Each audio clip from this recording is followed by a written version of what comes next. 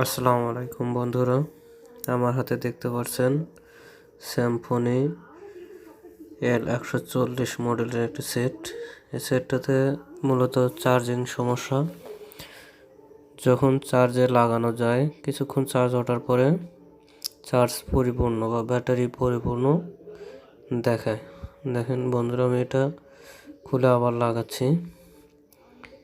লাগালে চার্জ পরিপূর্ণ একবার ওঠার পরে চার্জ পরিপূর্ণ দেখায়। দেখতে পাচ্ছেন চার্জ পরিপূর্ণ দেখাচ্ছে।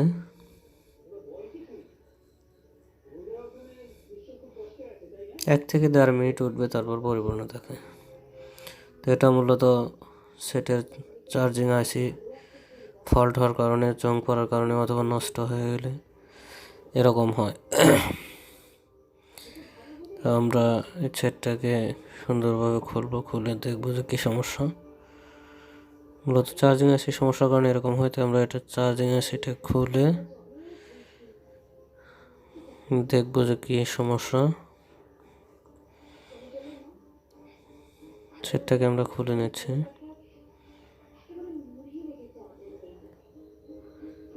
সিম মেমোরিগুলো খুব সাবধানভাবে খুলবেন, যাতে খোলার সময় সিমের বেজের যে পিনগুলো আছে বা মেমোরির যে পিনগুলো আছে এগুলা যাতে ভেঙে বা উঠে না যায়। নাটগুলো খুলে নিতে হবে।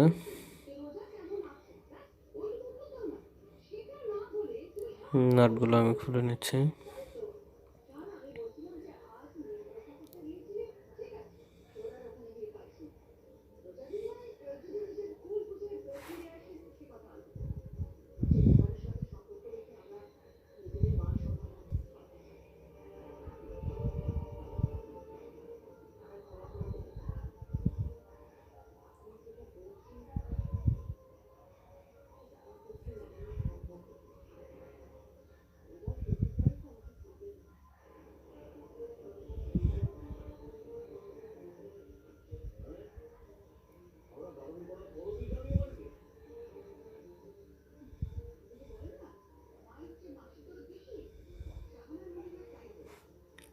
খোলার সময় অবশ্যই সাবধান থাকতে হবে, ডিসপ্লে যাতে কোনোভাবে আঘাত না পায়, কারণ এই ডিসপ্লে বা এলসিডিগুলো খুবই হালকা।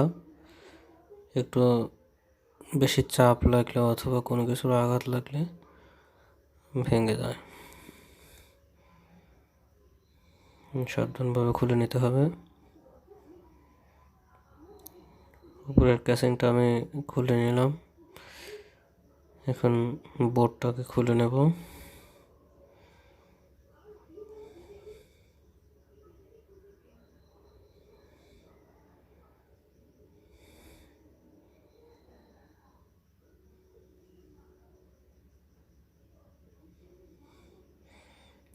রেবনগুলো খুব হালকা, সাবধানতার সাথে খুলতে হবে।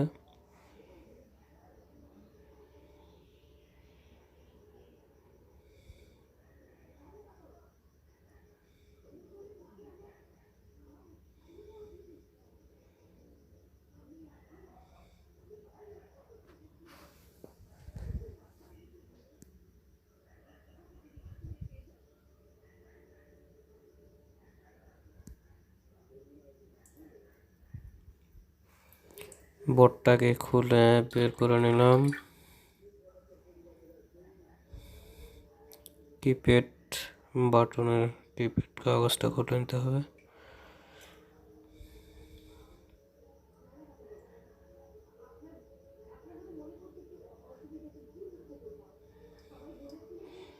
এরপর চার্জার লাগিয়ে আমরা বোর্ডটা ব্যাটারি কানেক্টরের সাথে অ্যাভোমিটার দিয়ে মেপে দেখব।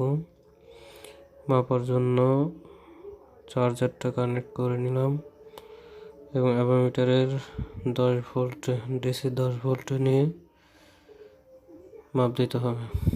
নেগেটিভ এবং পজিটিভে ধরে দেখব যে কত পয়েন্ট। দেখতে পাচ্ছেন বন্ধুরা, পজিটিভ নেগেটিভ যদি এটা আমরা ধরে দেখা যাচ্ছে যে সর্বোচ্চ 1 থেকে 1.5 ভোল্ট। কিন্তু যদি আমরা চার্জিং যে ক্যাপাসিটার আছে এটাতে ধরলে 4.5 ভোল্ট দেখাচ্ছে। তা এখানে আমাদের কানেক্টরে ফুল ভোল্টেজ যাচ্ছে না, আইসির এক প্রান্তে ভোল্টেজ আছে, অপর প্রান্তে ভোল্টেজ পার হচ্ছে না। দেখতে পাচ্ছেন এখানে 5 ভোল্ট 4.5 ভোল্ট দেখাচ্ছে।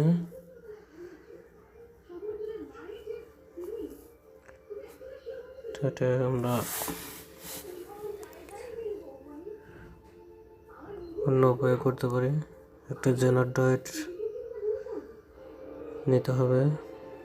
জেনারেটর দিয়ে আমরা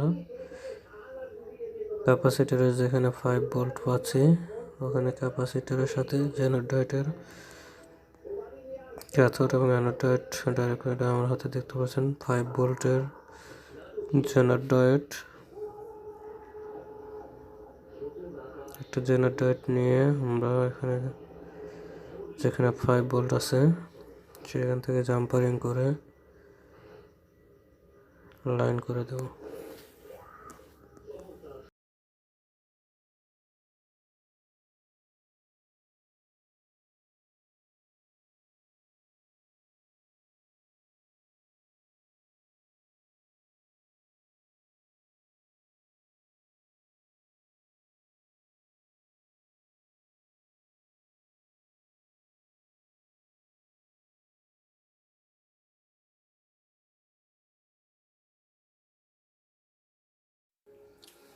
জেনারেটরটির 2 মাথায় সুন্দরভাবে রাং দ্বারা সোল্ডারিং করে নিতে হবে।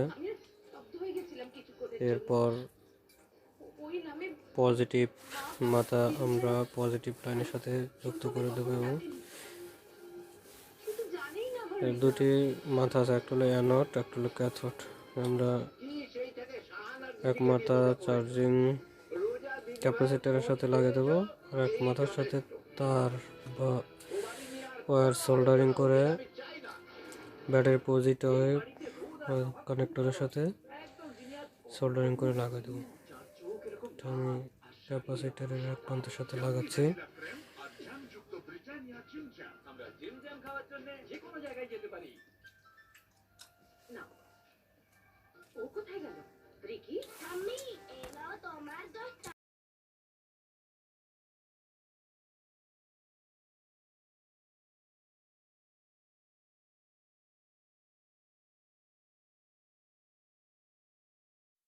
ডায়োডটা লাগানো শেষ। এখন আমরা চার্জার কানেক্ট করে ভোল্টেজ মেপে দেখবো যে ব্যাটারি কানেক্টরে ভোল্টেজ কত আসতেছে।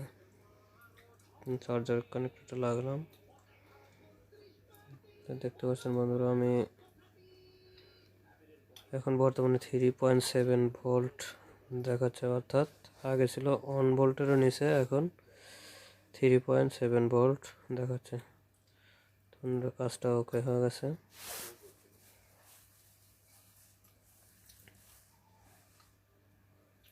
আমার ভিডিওটা যদি ভালো লাগে অবশ্যই লাইক, কমেন্ট এবং সাবস্ক্রাইব করতে ভুলবেন না।